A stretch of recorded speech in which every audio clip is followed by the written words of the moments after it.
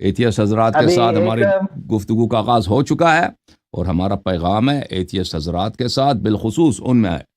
جو ان میں زیادہ مؤثر ہیں، جو زیادہ چینلز چلاتے ہیں، جن کے فالوئنگ ہے،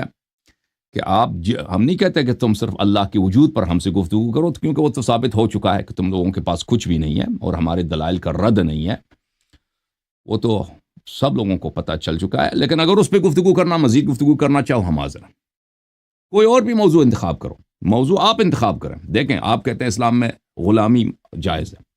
آپ کہتے ہیں کہ اسلام میں بچیوں کے ساتھ شادی کرنا، اس کو عیب بناتے ہو، مذاق اڑاتے ہو،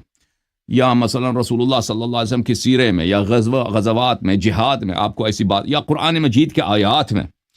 کہ فلان آیا میں کیوں اس طرح ہے، تو انشاءاللہ تبارک و تعالی ان کے اکابر سے ہم عرض کرتے ہیں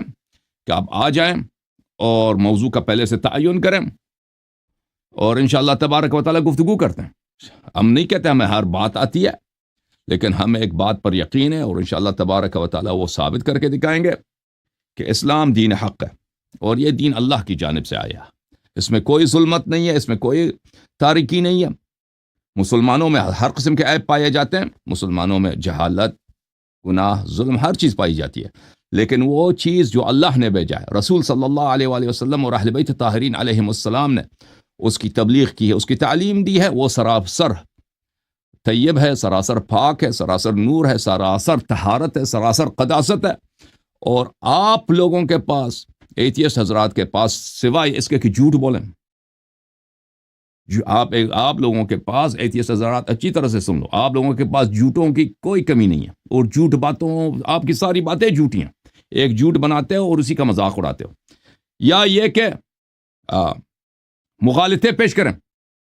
ایک چیز دوسری چیز پہ اس کا ربط ہی نہیں ہے، اس کو دلیل کے طور پہ پیش کرتے ہو، یا یہ کہ تم ریسائیکل کرتے ہو اپنی جھوٹی باتوں کو اور انہی پہ مذاق وغیرہ پہ گزارا کرتے ہو، اور تم لوگوں کو نہ مسلمانوں کے عقائد کا پتہ ہے، اور اگر پتہ ہے تو تم بڑے ہی بے ایمان ہو، ڈسانسٹ ہو، کہ جھوٹی بات لوگوں میں پھیلاتے ہو اور اس کو پروموٹ کرتے ہو۔ بہرحال یہ ہمارا چیلنج ہے ان کے اکابر سے، انشاءاللہ آ کر ٹیسٹ کریں۔